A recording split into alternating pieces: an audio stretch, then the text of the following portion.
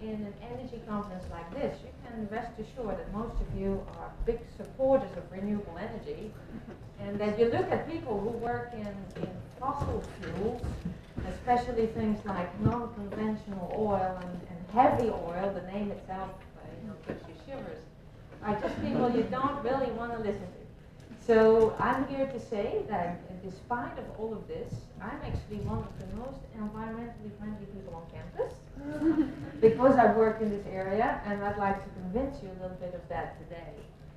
It is all to do with how do we, in a smarter way and more sustainable way, if that's at all possible, produce non-conventional oil. And one of the reasons why I work in this is because I think it's inevitable that we'll do this. And I will show you a couple of numbers to convince you of that, maybe. You can be an incredible idealist and optimist and say, we don't need this. We can do this with renewable energy. But really, the energy policies for the next decade or two have already been decided. It's very hard to shift these things. We are producing non-conventional oil, and there's more non-conventional oil to be explored and produced, and I think that will happen. So then the idea is, well, okay, if that happens, how can we do it in a way that is just a little bit better? So mitigate environmental impacts of these resources, and that's really where I come in. So yes, in this research, I've joined the big bad wolf, but I'm trying to tame him. Now, I'm not saying that I can at all, but I hope to make a contribution. I am very motivated by this question, which really has been the question that you focused on this whole week, right? So I have that too. One of the things that I wanted to point out is that I find this energy question so challenging because energy demands per capita are constantly growing, globally. So when we think about sustainably providing the world with energy, we cannot look at numbers for today, but we have this incredible challenge to increase the amount of energy that we are supplying by quite large percentages. Some people say up to 50% before 2050 we have to produce more. And so it's not just can we provide what we need now in a sustainable way, it's can we provide what we will need in the future in a sustainable way, and that's of course an extremely daunting question. So anyway, what is happening in oil? Just a little bit of an oil primer. And don't worry about this Norway thing here. This is not related to anything. It's just because I didn't really have enough time to change those slides today. And this was taken from a presentation that I gave to the Norwegian group. So just ignore this unless you're Norwegian and you'd like to feel really good about what you're doing in Norway. One of the things that's interesting, Norway uses 40% of hydro for their energy. 98% of their electricity production comes from hydro. So they're an incredibly nice country to look at. They're also very rich and have a lot of oil and gas. So anyway, they're very enviable, so let's just ignore them and focus on us. So here is the US and the world, not really in the right ratio, these pie charts. The world uses about 450 exajoules per year, and the US about 100. And of course, if you look at the number of people in the US, that just shows you how much we consume per capita, right, in the US compared to the rest of the world. But I like thinking about this in terms of exajoule, because if the US uses 100 exajoules per year, then 1 exajoule is easy to remember, it's just 1% of US consumption. So that's a nice unit to think about. An exajoule, who cares how many joules that is? It's 1% of what we consume. Okay? So that puts everything directly in perspective. And you can see for the US that we are extremely heavily fossil fuel based. You've probably seen those numbers, but you've been trying to ignore it. You've been trying to focus on these little wedges here. Right? And we're going to now look at this beautiful blue wedge right here in oil and the green wedge in gas. Okay? So we are very heavily dependent on oil. So that's message number one. The other thing is that we are extremely dependent on oil and gas, but we don't really have enough to supply our own needs. We're very greedy, we're not very efficient, and we're not producing as much anymore as we used to do. We can debate this, why this is. There's probably lots of factors that play a role, but the fact is we don't produce as much as in the 70s. And as a result, with the consumption growing, our net imports have been growing. Now you see there's a little dip just the last couple of years because of the recession. That's good, but it is going up again. So this is not a downward trend of net imports that soon will be lower than production. I don't think that will happen. So there's an incredible amount of oil that we're importing. Where do we get this from? Well, all sorts of different places. OPEC countries, of course, you've heard of. But really, the top exporters to the US are Canada. So our neighboring country, we get more than 20% of our imports now from Canada. Mexico is also very large. It varies between 12 and 15% of our total imports coming from Mexico. So maybe you didn't quite realize that. And then we have Venezuela, very friendly country. We have Nigeria. One of the reasons why you read so much about Nigeria in the papers, have you ever wondered about this? Africa is a very big country. Why is it that Nigeria is in the news so much? Well, we get more than 10% of our oil imports from Nigeria. So it's a strategically important country for us. Okay? And then Saudi Arabia is also a country that gives us about 10 to 12% of our imports. Okay? But very large chunks from Canada and Mexico. To put this in barrels, because it's always nice to think about big numbers, so Canada exports about 2 million barrels of oil to us per day. Okay? So that's a lot of barrels. And with $100 a barrel, say, give or take, you can understand perhaps why Canada thinks this is a pretty good deal. Okay? What other export will give you $200 million per day going into your piggy bank, right? It actually turned out when it was in Norway that Norway gives us around 40 to 50,000 barrels a day. So that's an interesting little thing to think about. So top producers in the world, Russia is one of the real top producers. They actually keep on improving their ranking. A couple of years ago they were not producing as much, but they keep on increasing their volume. Saudi Arabia is still the US, even though our production has gone down. And we only hear in the papers that we don't have enough oil and so on. We're still a really big producer in the world. So sometimes we forget this. We think that Saudi Arabia and other countries are the big producers, but we're still in the top 5. Okay? And then Iran also. All right, so what is happening here? So we have this situation where our consumption, say, overall is continuing to increase. The demands are higher, the production is continuing to decline somewhat, at least of the existing reservoirs in existing traditional ways. What is the industry doing? No, there's a fantastic market, right, for oil in the world. There is a tremendous pressure on the world oil market as well. So I just talked a bit about the big producers, but when you think about how much capacity there is in the world, we produce about 85 million barrels of oil per day worldwide. A lot of that is being transported around the world to various countries. Is there excess capacity?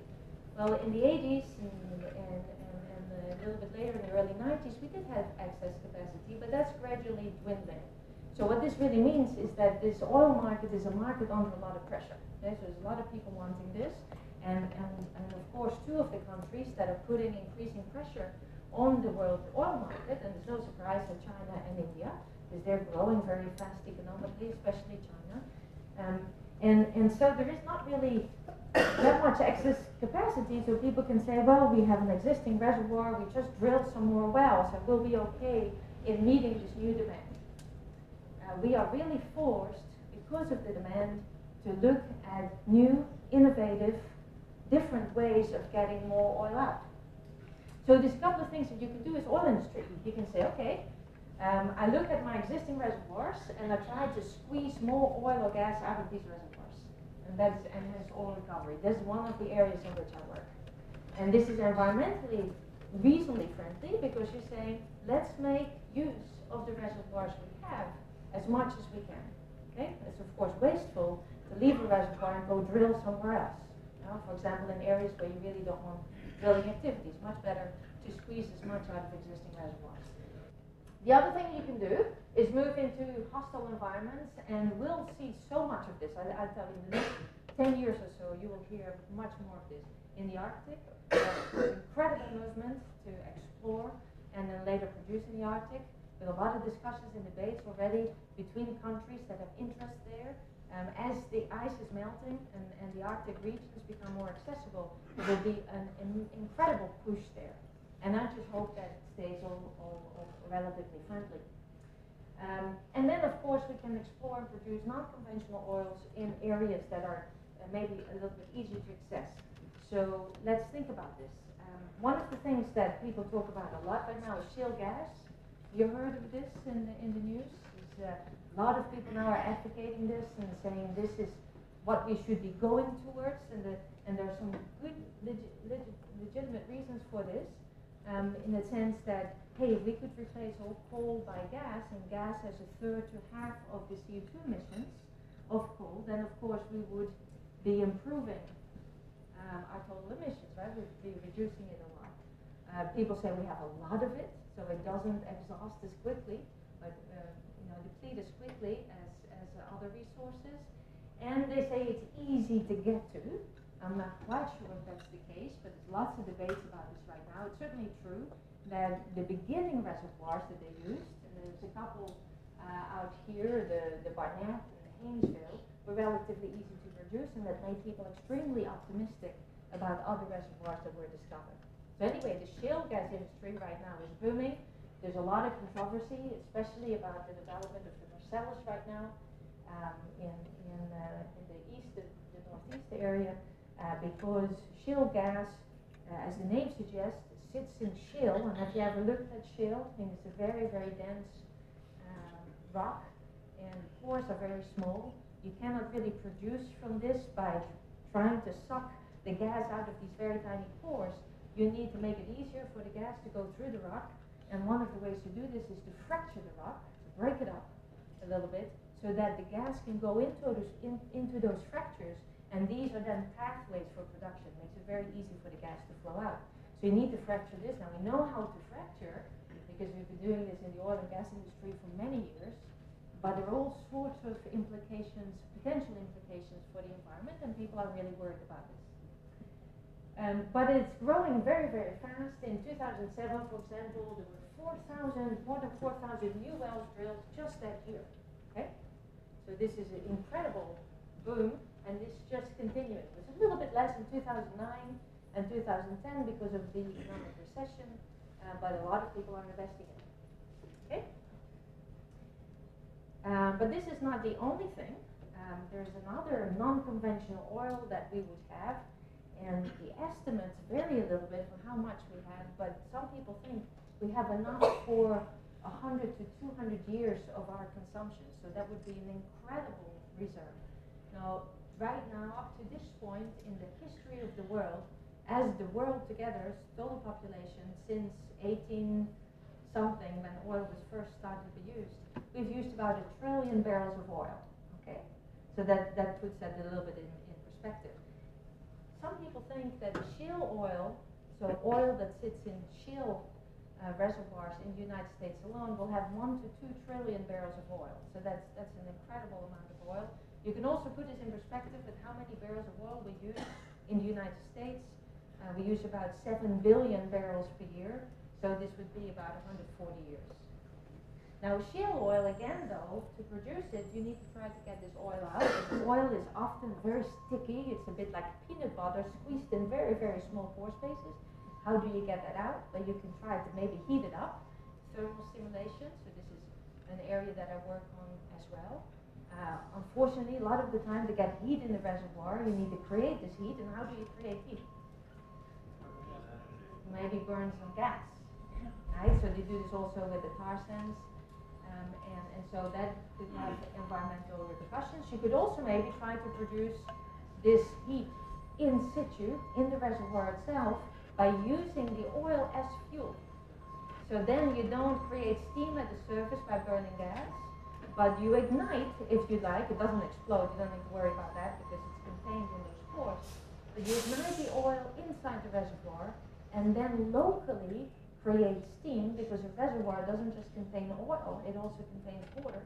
So when you put heat in, the steam will form, and then it will be just like a steam drive. The steam will give its latent heat to cold oil. The oil will heat up, and it will be easier to pull out, pump out in the wells, right, in production wells. One of the big problems with this is that the focal areas of shale oil are in the Rockies, and the big area there is Green River Basin, and many people are worried about mining of this. Sometimes it will take the form of mining, which of course would have tremendously large environmental impacts, and we're hoping that if this gets unlocked, and I think it's likely with the current way that the US is going, the Congress and so on, if this gets unlocked, the best thing to do would be in situ combustion, as I just explained, and this is one of the focal area in my research group. If we can make this work and convince the industry that this is a good way to go, then we would have made a contribution there. The other non-conventional oil resource is the tar sands, right? And you may have seen spreads in National Geographic or other magazines about the tar sands. I visited there about 2 years ago and took some of these photos. There are estimated trillions of barrels in Canada. A lot of the tar sands is now this type of mining, where you're looking inside a huge open mine at the surface of the oil. The oil just sits so many meters below the surface there. It's very young oil in that sense. It sits very, very close below the surface. And it's scooped out in these huge things. This is a person right here. This is, the head is sort of half of my finger there. Okay? So these are huge trucks. They scoop this mixture of sand and oil in these trucks that is then heated up by pouring hot water over it very simplistically, and then gets the oil out, and then the sand is dumped back in. If you've ever been to Wyoming or other places where they do open coal mining, mountaintop coal mining, it just looks as bad. It doesn't look worse, it looks as bad. Okay, so it's not such a good thing, and it's getting a lot of attention, but the people that buy the stuff is us. This comes to us, okay? So if we wanted to do something about this, we should probably reduce our demand. At the moment, there's many NGOs that try to stop this production by saying we should not import it. I think it's a little naive, and I'm just saying this, maybe get some discussion going, to think that if we don't buy it, nobody will, right? I mean, the oil market is under a lot of pressure. This is a global oil market. Alberta, of course, will keep producing this and sell it to somebody else who would like it. But there are other ways to do this. There is a new process called steam-assisted gravity drainage that's very clean. Look at this beautiful clean picture that I took there in the morning. You see there's nothing dirty going on here, right? It looks wonderful. And there's another research group here on campus that is working on this area. Okay? So to give you some examples of what we're doing for this non-conventional oil. Anyway, I'd like to stop here. I can talk about this for hours. But what I prefer to do is just get some questions from you for the 10 minutes we have left. I did not bring a student, not because they're really shy or but they're all interning. They're all away and making money. I'm afraid to say. So you have to do it just me. But feel free to ask me any question about oil or other things, about my students. I'll open it up. Yeah? You mentioned that the thermal simulation of oil shales was less environmentally malignant than the mining. I was wondering what the surface expressions of thermal simulation would be. Would there be thermal expansion? Would there be geysering or anything like that? Okay. I don't know. Did you all hear his question? So I made a statement to say that, hey, if we could do the shale oil, for example, in situ with thermal simulation, then that would be better for the environment than having open mountaintop mining. And so he's asking, what are the surface signatures of a thermal simulation project? they're relatively minor, but you have to always be very careful here because of course there are environmental impacts. Now it's the same with this versus this open tar sand mining. And you have to create roads, you have to have access to wellheads. Again, you have wellheads everywhere where you start to inject either, in this case, steam directly, so environmental impacts for steam-assisted gravity drainage, a little bit bigger perhaps again, because you have to create that steam. But you always have access, and so no matter what, you will be traversing wild space in the case of the rocky shale oil. If I had a choice, if this was absolutely impossible to stop, and I had a choice, I wouldn't think twice about choosing this over this open mining, for all sorts of reasons. The question really is if there is a choice right now, and this is one thing that I forgot to mention, but it's an interesting thing for you to think about. Very often we have this argument, well, an increase in oil price is a really good thing for us because it makes renewable energy more competitive, and of course that's true. But the other thing it does, it makes non-conventional oil production like this economically feasible. So if the oil price is consistently at $100 a barrel or $125 a barrel, these sort of things are economically feasible. Right now, they're a little bit expensive. In fact, when the oil price went down to about $17 a barrel, the people in Alberta got a bit nervous. They never tell us how much it costs per barrel, but from that nervousness, you can sort of deduce that, well, maybe it costs $70, $75 a barrel. Above that, this is great for them. Below that, it may be a little risky. Okay? So sustained high oil prices have two sides to them, right? On the one hand, they stimulate renewable energy. On the other hand, they also help unlock established resources. So in the discussion of shale gas this week, people have raised a lot of issues with in terms of water and what's happened there. Another issue that I've kind of been thinking about but hasn't really had much light in there too is the potential release of methane as its own greenhouse gas as rather potent to this. Is there any risk to releasing methane in shale gas? Okay, so he's asking two questions, but the water also related to the shale gas? Yeah, but okay.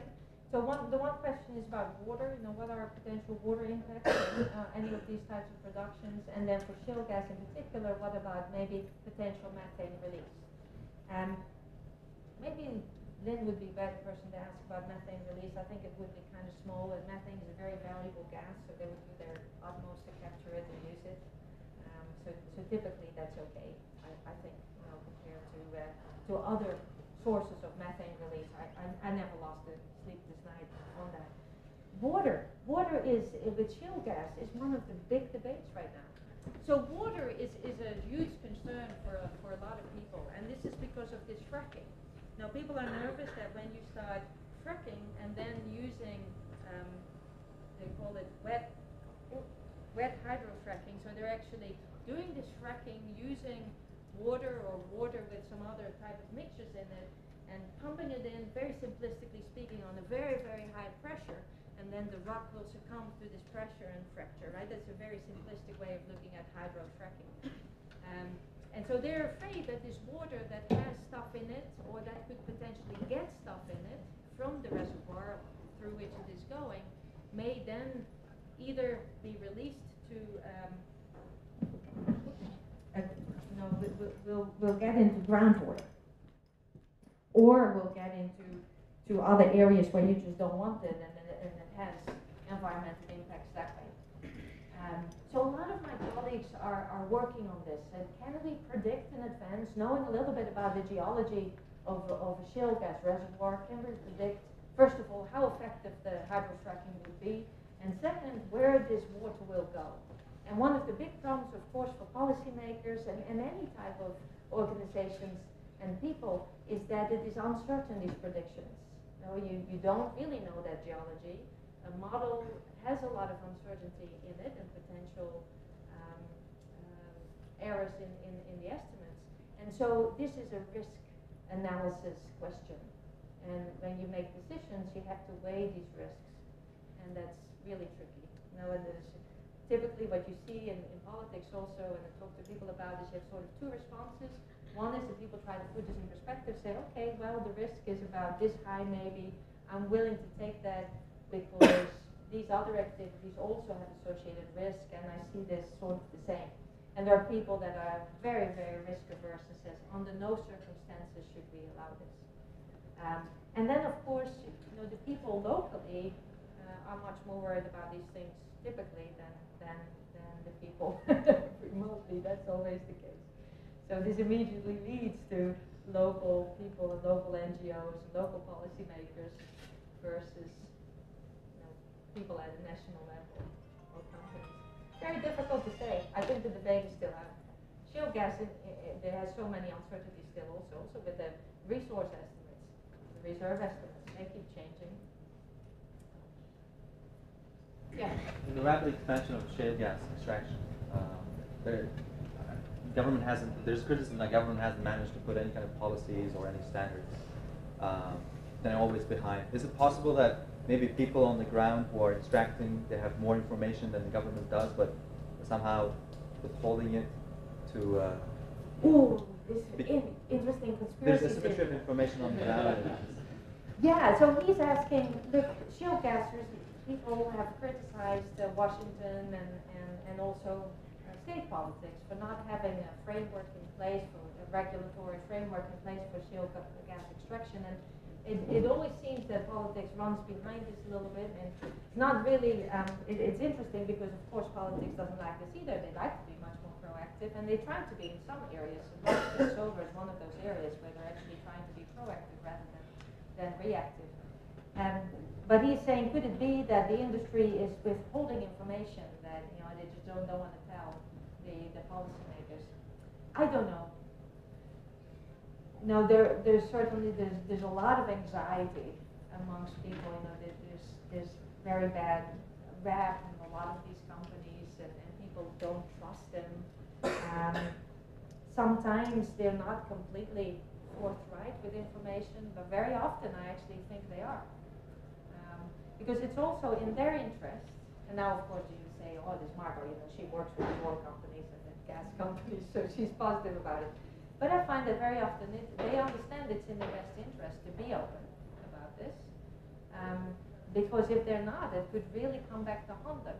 These investments are never done for the short term. Now, a big company does not invest billions and billions of dollars just for a couple of years investment, and then they're found out and they're shut down. They don't do this. They are in this for the long term, which is also a concern I have. You can promote shale gas, but shale gas is not going to be around for just 20 years. You build the infrastructure, be around for a long time. And so when you're making these very long-term investments, you do have to be a little careful.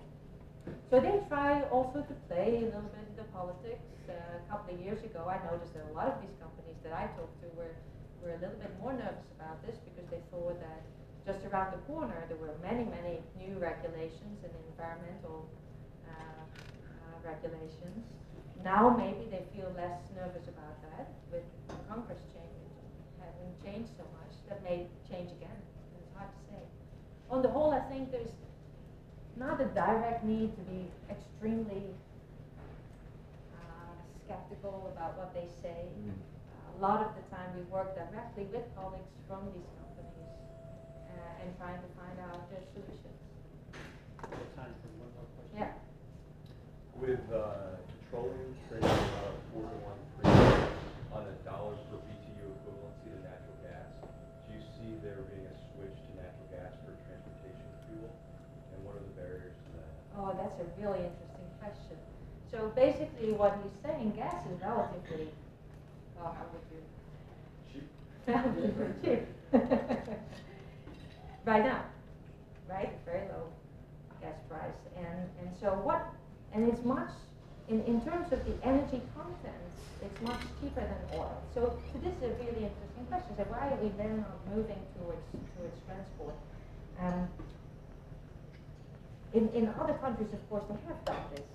In Europe, Holland, where I'm from, in Germany with Angela Merkel, they have a lot more natural gas in their cars than they have for a long, long time. That was not really done from an incentive so much as it was for pollution standpoints, I think. So for the industry itself, the gas price is a concern. And not so much the fact that it's really low right now, but the fact it's very volatile. So this is another thing that really sets the two apart. I mean, oil prices go up and down, but gas is really quite unstable. And that is a big concern. And so I think that if we wanted to have a real big push towards gas fuel transport, if we wanted to do this instead of electric-based transport, we need a stabilization of the gas price. Most people think that gas is coupled to oil, but it's really not the case if you look at the two.